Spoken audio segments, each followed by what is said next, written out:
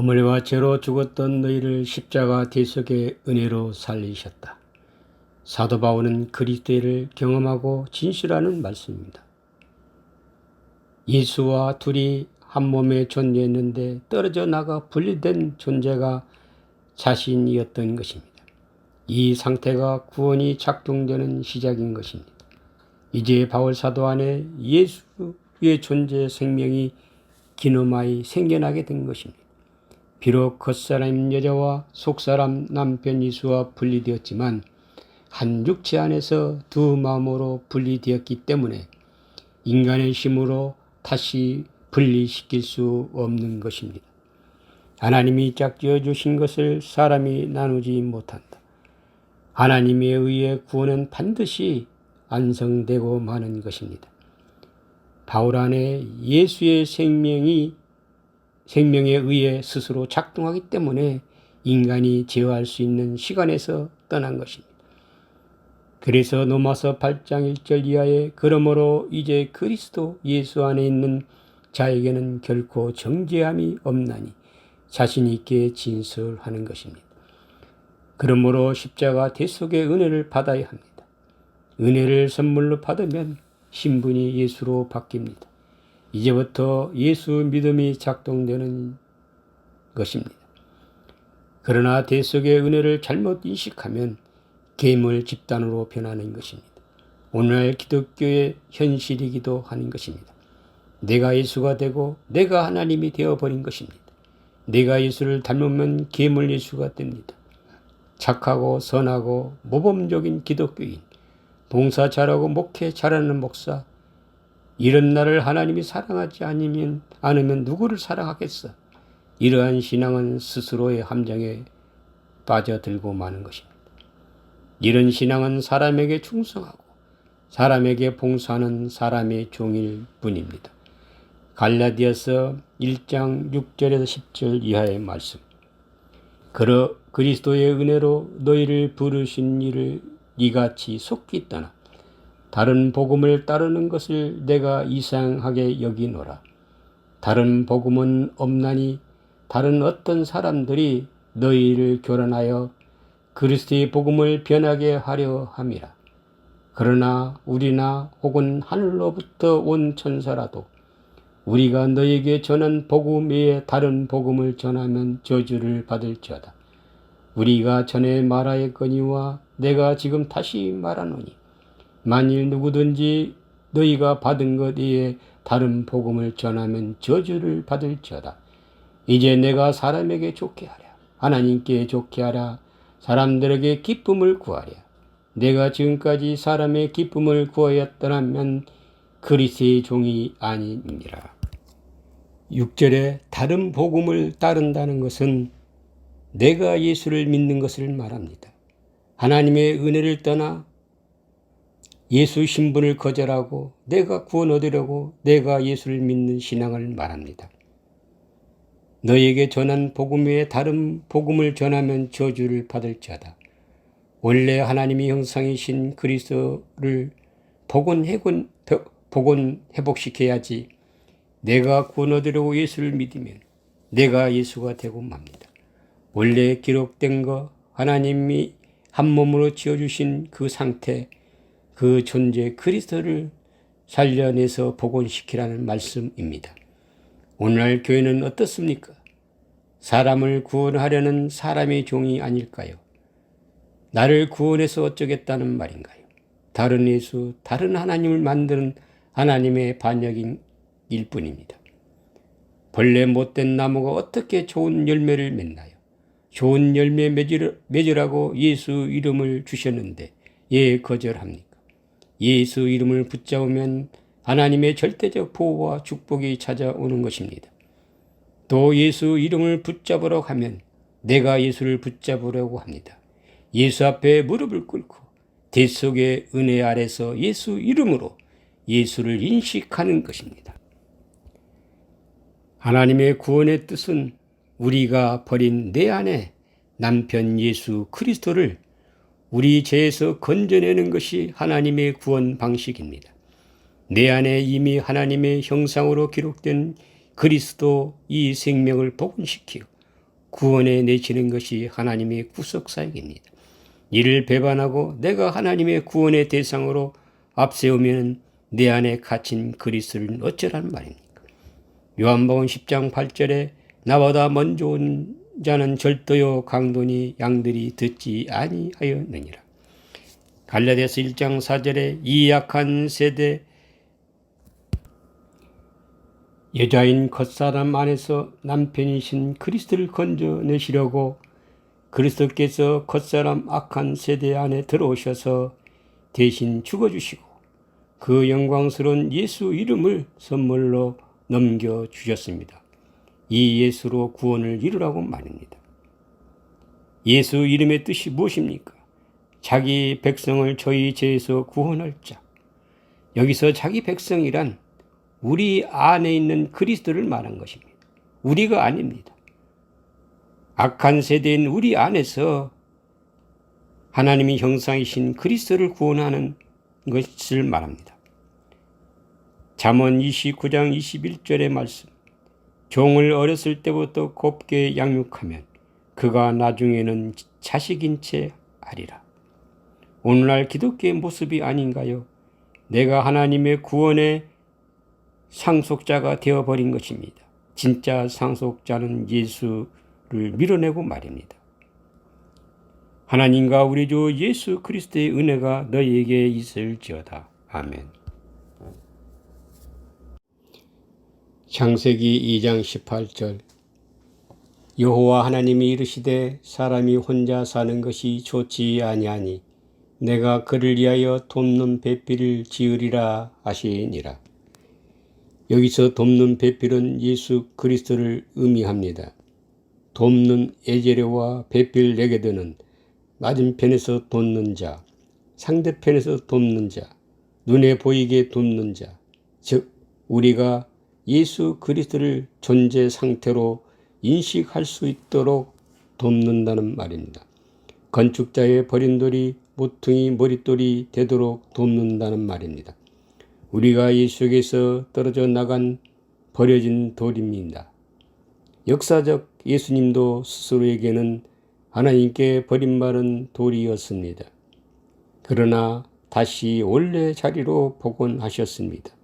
돕는 배필을 지으리란 말은 무에서 유를 창조하라는 바라가 아니라 아사로서 원래 있던 것을 해석하여 복원시키는 창조를 말합니다. 우리가 무슨 수로 예수 그리스도를 창조해 내겠습니까? 예수 그리스도는 창세기 1장 27절에 하나님이 자기 형상 곧 하나님의 형상대로 사람을 창조하시되 남자와 여자를 창조하시고 이미 창조되었었습니다. 우리는 그 본질을 복원시키는 것뿐입니다. 여기서 우리는 인간의 구조 상태, 남자와 여자, 겉사람과 속사람, 남자인 예수, 두 존재 구조와 두 마음을 선명하게 인식하면서 말씀을 받아야만 길에서 이탈하지 않습니다. 성경은 이러한 두 구조로 우리에게 다가오기 있기 때문입니다. 야곱과 에서의 관계에서 분명하게 드러납니다. 야곱과 에서는 모태로부터 쌍둥이 형제였습니다. 로마서 9장 11절 13절의 말씀.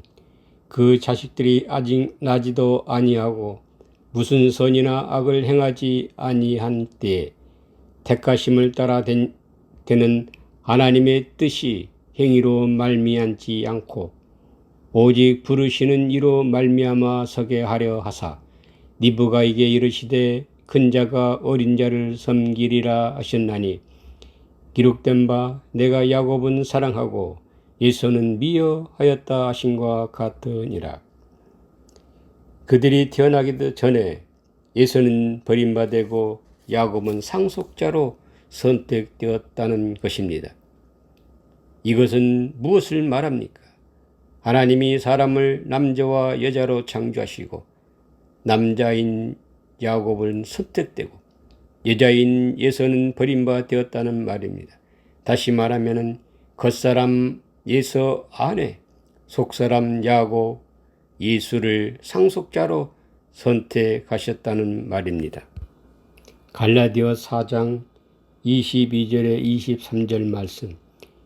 기록된 바 아브라함에게 두 아들이 있으니 하나는 여종에게서 하나는 자유 있는 여자에게서 났다 하였으며 여종에게서는 육체를 따라 났고 자유 있는 여자에게서는 약속으로 말미암았느니라. 아브라함에게 두 아들 이스마엘은 우리 겉사람을 의미합니다. 이삭은 우리 안에 예수님을 말합니다. 30절. 그러나 성경이 무엇을 말하느냐? 여종과 그 아들을 내쫓으라. 여종의 아들이 자유 있는 여자의 아들과 더불어 유업을 얻지 못하리라 하였느니라. 그러므로 내 속사람 이삭이 하나님의 상속자가 되도록 나를 먼저 앞세우지 말아야 합니다. 내 안에 예수 그리스도가 뚜렷하고 선명하게 인식 복원되도록 하는 것이 하나님의 뜻입니다. 내가 어떤 신앙의 행위로 열심을 내서 내가 구원을 얻겠다는 신념으로 하나님의 구원을 변질시키면 망합니다. 요한복음 3장 29절 30절 말씀. 신부를 취하는 자는 신랑이나 서서 신랑의 음성을 듣는 친구가 크게 기뻐하나니 나는 이러한 기쁨으로 충만하였노라. 그는 흥하여야 하겠고 나는 쇠하여야 하리라. 여기서 신부를 취하는 신랑은 예수께서 부활의 그리스도를 만나는 사건을 말하는 것입니다. 이 모두가 세례 요한 안에 예수께서 이루시는 사건으로 그 예수와 한 몸인 세례 요한도 그와 동등된 하나의 기쁨을 누리는 것입니다. 하나님께서 덮는 배필을 짓는 방식은 하나님이 말씀으로 창조하신 피조물에게 이름을 주는 것이었습니다. 말씀으로 창조하신 피조물을 그림 언어, 곧 말씀이 형상화된 자연계시 또는 특별계시, 말씀인 성경 율법을 말합니다. 아담이 피조물에게 이름을 준다는 것은 그 창조의 본질의 의미를 깨닫고 해석하는 사건을 말합니다. 솔로몬의 잠언에서 보듯이 하나님의 지혜를 해석 설명하는 것입니다. 다시 말하면 율법에서 복음으로 예수 그리스도로 해석하는 행위를 곧 말합니다. 예수님이 오시기 전까지 구약 성서가 있었지만 아무도 그것을 예수 그리스도의 복음으로 해석해 내질 못했습니다.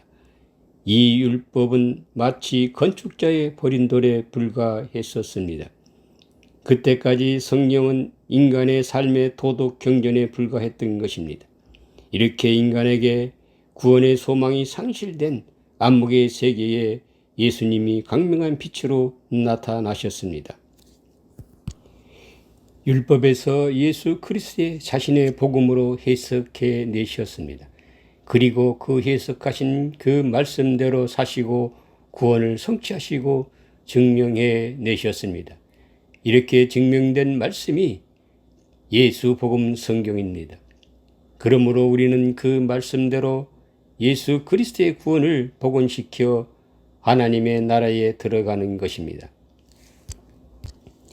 아담이 피조물에게 이름을 지어준 사건이 율법에서 예수 그리스도의 복음을 해석해낸 사건인 것입니다. 아담이 해석한 그 이름으로 말씀이 육신이 된 예수 존재 상태를 인식하고 깊은 잠에 들어갑니다. 이는 십자가 예수 죽음을 의미합니다. 하나님은 아담이 지어진 그 이름으로 여자를 창조해 내셨습니다. 율법에서 복음의 해석이 말씀이 육신이 되신 예수 그리스도를 복원시키는 사건을 말합니다. 아담의 깊은 잠에서 여자가 창조되었듯이 예수님의 십자가 죽음에서 그리스도 차원으로 부활하신 사건을 말합니다. 우리의 신앙이 복원시킬 수 있고 인식할 수 있는 자리는 예수로 인식되어 산 제물로 하나님께 드리는 십자가의 죽음의 자리까지입니다. 여기서 산 제물이 하나님께 합당하면 하나님은 그 예수를 에게이로 그 존재 상태를 그대로 살려주십니다. 이 사건이 성령 세례입니다. 또한 우리 육체가 그리스도 부활을 경험할 때는 불세례라 합니다. 그리고 십자가의 산 제물로 드림은 죽은 자로 드리는 것입니다. 하나님이 다시 살려주시지 않으면 나는 영원히 죽은 자입니다는 절대적 가난 푸토코스의 상태로 드리는 것입니다. 그러나 둘째 사망은 다시 살려주는 것으로 죽은 것으로 받으시는 것입니다. 계시록 20장 6절. 아브라함이 이삭을 드릴 때 하나님이 이삭을 다시 살려주시는 사건을 말하는 것입니다. 이것이 우리가 복원시켜 인식해야 할 구원 사건이요 돕는 배필이 지어지는 상태인 것입니다. 하나님 아버지와 우리 주 예수 그리스도의 은혜가 너희에게 있을지어다. 아멘.